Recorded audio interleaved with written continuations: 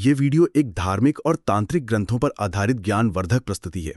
इसका उद्देश्य केवल शैक्षणिक और आध्यात्मिक जिज्ञासाओं को शांत करना है। किसी भी साधना को करने से पहले योग्य गुरु या तांत्रिक मार्गदर्शक की अनुमति लेना अनिवार्य है। बिना दीक्षा या प्रशिक्षण के किसी भी साधना को करने का प्रयास मानसिक, शारीरिक या आध्यात्मिक हानि पहुंचा सकता है। तो चलिए अब वीडियो को शुरू करते हैं। क्या आपने कभी किसी ऐसी शक्ति के बारे में सुना है जो बिजली की तरह प्रकट होती है, जो साधक को तेज वाक सिद्धि और यहां तक कि दृश्यावरण तक दे सकती है? ये कोई कल्पना नहीं, बल्कि एक अत्यंत गोपनीय तांत्रिक यक्षिणी की शक्ति है, विद्युत प्रभा यक्षिणी।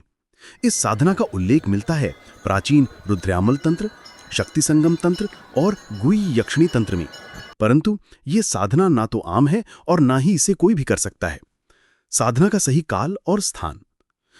ये साधना अमावस्या या चतुर्दशी की रात करनी होती है और समय होता है अर्धरात्रि, यानी रात के 12 बजे से 3 बजे के बीच।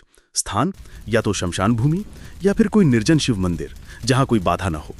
साधक को उत्तर दिशा की ओर मुख करके बैठना चाहिए और काले कंबल पर नीचे काली कुश बिछाकर आसन लगाना चाहिए।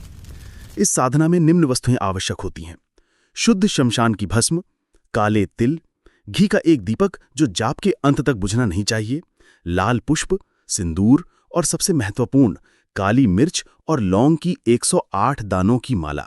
इसी माला से मंत्र का जाप किया जाएगा।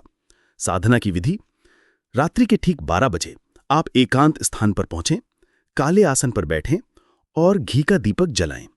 अब अपने सामने भस्म से एक त्रिकोण बनाएं और उसमें विद्युत प्रभा यक्षिणी यंत्र अंकित करें।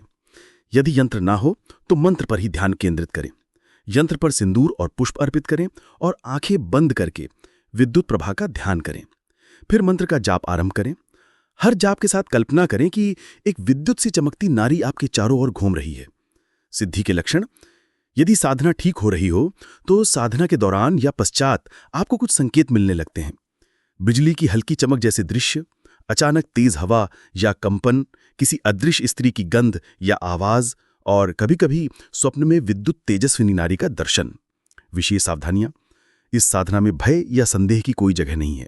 मन पूर्णतः स्थिर और निश्चल होना चाहिए। साधना काल में मांस, मद्य, स्त्री संघर्ष पूर्ण निषेध। दूसरों को बताना या दिखाना निषेध। जब पूर्ण हो जाने के बाद 7 दिन तक मौन व्रत या मंत्र उच्चारण के अतिरिक्त कोई वाणी प्रयोग ना करें।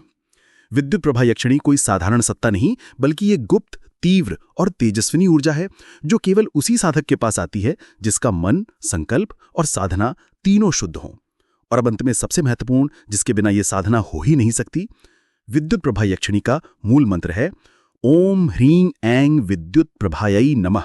इस मंत्र का 21,000 बार जाप आवश्यक होता है। साधक इसे एक रात में नहीं, बल्कि हर रात 2100 जाप करके लगातार 10 दिन में पूर्ण कर सकता है। यह ज्ञान केवल एक गहन अध्ययन और जिज्ञासा के लिए है, ना कि किसी को आकर्षित करने या साधना का प्रलोभन देने के लिए। यदि आप इस विषय में रुचि रखते हैं तो पहले ग्रंथों का अध्ययन करें और फिर किसी योग्य गुरु की शरण लें। तंत्र एक विज्ञान है और हर विज्ञान की तरह इसमें अनुशासन अत्यावश्यक है। इस जानकारी को आदरपूर्वक लें और अगर वीडियो पसंद आया हो तो सब्सक्राइब जरूर करें ताकि अगली दुर्लभ साधनाओं की जानकारी भी आप तक पहुंचे।